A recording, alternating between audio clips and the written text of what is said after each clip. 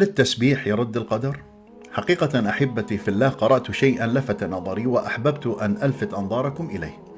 تتبعت التسبيح في القرآن العظيم فوجدت عجبا، وجدت أن التسبيح يرد القدر، كما في قصة يونس عليه السلام قال تعالى: فلولا أنه كان من المسبحين للبث في بطنه إلى يوم يبعثون. وكان يقول في تسبيحه: لا إله إلا أنت سبحانك إني كنت من الظالمين.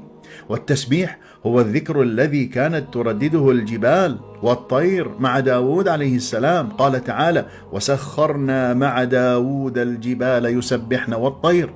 التسبيح هو ذكر جميع المخلوقات. قال تعالى: ألم تر أن الله يسبح له من في السماوات والأرض. ولما خرج زكريا عليه السلام من محرابه أمر قومه بالتسبيح، قال: فخرج على قومه من المحراب فأوحى إليهم أن سبحوا بكرة وعشيا. ودعا موسى عليه السلام ربه بأن يجعل أخاه هارون وزيرا له يعينه على التسبيح والذكر. قال: واجعل لي وزيرا من أهلي هارون أخي أشدد به أزري وأشركه في أمري كي نسبحك كثيرا ونذكرك كثيرا. ووجدت التسبيح ذكر أهل الجنة.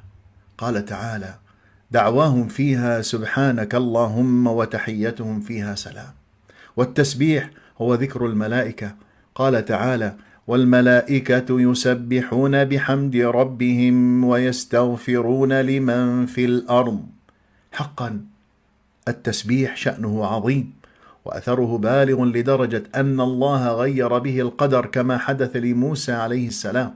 اللهم اجعلنا ممن يسبحك كثيرا ويذكرك كثيرا.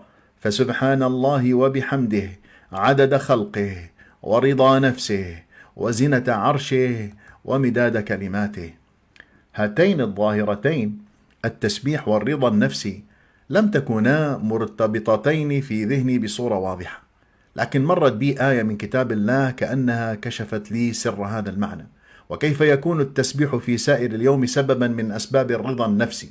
يقول الحق تبارك وتعالى: وسبح بحمد ربك قبل طلوع الشمس وقبل غروبها ومن آناء الليل فسبح وأطراف النهار لعلك ترضى. لاحظ كيف استوعب التسبيح سائر اليوم: قبل الشروق، قبل الغروب، آناء الليل، أول النهار، آخر النهار. ماذا بقي من اليوم لم تشمله هذه الآية بالحث على التسبيح؟ والرضا في هذه الآية عام في الدنيا والآخرة. ومن أعجب المعلومات التي زودنا بها القرآن العظيم أننا نعيش في عالم يعج بالتسبيح، ويسبح الرعد بحمده. وسخرن مع داود الجبال يسبحن والطير تسبح له السماوات والأرض ومن فيهن وإن من شيء إلا يسبح بحمده ولكن لا تفقهون تسبيحهم. سبحانك يا رب. ندرك الآن كم فاتنا كثير من لحظات العمر عبثا دون استثمارها بالتسبيح، والدال على خير كفاعله. والله يحفظكم وأهليكم، والسلام عليكم ورحمة الله وبركاته.